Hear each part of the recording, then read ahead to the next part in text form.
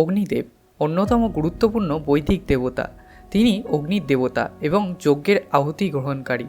তিনি চিরতরুণ এবং বিখ্যাত, কারণ প্রতিদিন অগ্নি পুনরায় প্রজ্বলিত করা হয়। সমস্ত বৈদিক আচারে অগ্নির প্রাধান্য রয়েছে। বৈদিক যজ্ঞের সমস্ত নৈবেদ্যে নিয়মিত অগ্নির উদ্দেশ্যে এবং তার মাধ্যমে অন্যান্য দেবতাদের উদ্দেশ্যে নিবেদন করা হয়। তাই তিনি স্বর্গ এবং পৃথিবীর মধ্যে মধ্যস্থকারী হিসেবে পরিচিত। দেবতা অগ্নিকে চোখ এবং শরীরের পাচক অগ্নি দ্বারা উপস্থাপনা করা হয়। তার গুরুত্ব এই ঘটনা থেকেই স্পষ্ট যে অগ্নিপুরাণের নামকরণ তার নামানুসারে করা হয়েছে।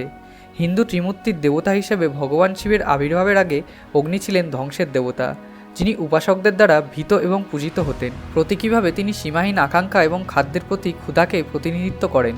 বৈদিক যুগে অগ্নি গুরুত্বপূর্ণ ছিলেন। বেদসমূহে তাকে সর্বোচ্চ দেবতা এবং সৃষ্টিকর্তা হিসেবে আরও অনেক স্রোত নিবেদন করা হয়েছে।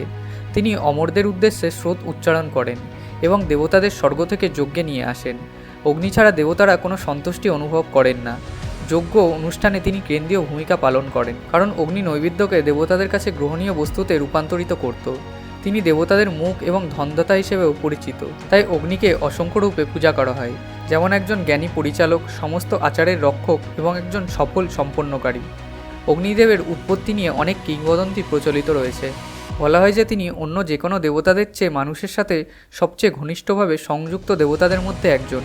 অগ্নিদেব কীভাবে জন্মগ্রহণ করেছিলেন সেই সম্পর্কে অনেক ভিন্ন ভিন্ন গল্প রয়েছে।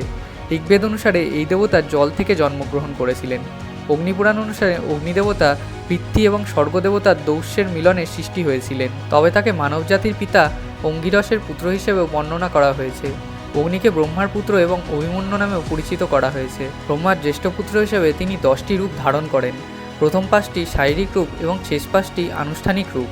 সাধারণত আগুন, বজ্রপাত, সূর্য, পাচক অগ্নি, ধ্বংসাত্মক অগ্নি, অনুষ্ঠানের জন্য কাঠি দিয়ে জ্বালানো অগ্নি, গৃহপূজার আগুন, ছাত্র দীক্ষা দেওয়ার জন্য প্রদত্ত আগুন, অন্ত্যেষ্টিক্রিয়ার আগুন, পূর্বপুরুষের আগুন। অগ্নি একজন লাল বর্ণের পুরুষ। তার 7টি জিহ্বা রয়েছে, যা দিয়ে তিনি যজ্ঞে নিবেদিত মাখন লেহন করেন। অগ্নিকে 7টি বাহু, 4টি শিং এবং 3টি পা এবং 2টি মাথা সহ চিত্রিত করা হয়। তার 7টি হাত 7টি শিখার প্রতীক এবং 3টি পা তিনি যে 3 জগৎ শাসন করেন তার প্রতীক।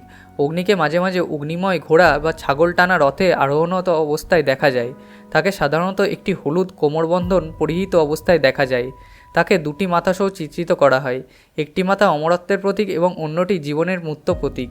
তাকে আমাদের সকলের আত্মার মধ্যে আগুন হিসেবেও বিদ্যমান বলে মনে করা হয়। তিনি সেই তাপশক্তি যা নক্ষত্র এবং সূর্যকে আলোকিত করে। শিব তার বাম হাতের তালুতে জ্বলন্ত শিখা ধারণ করেন। এই শিখাটি হিন্দু অগ্নিদেব অগ্নির প্রতীক।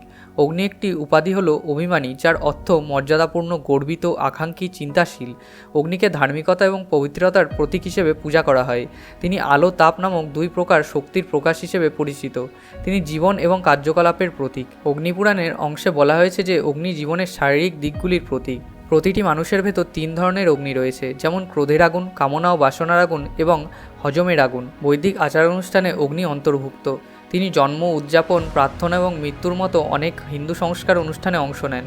অথর্ববেদে বলা হয় যে অগ্নি মৃত ব্যক্তির আত্মাকে চিতা থেকে পরবর্তী জন্মের পুনর্জন্মের জন্য বহন করে নিয়ে যান।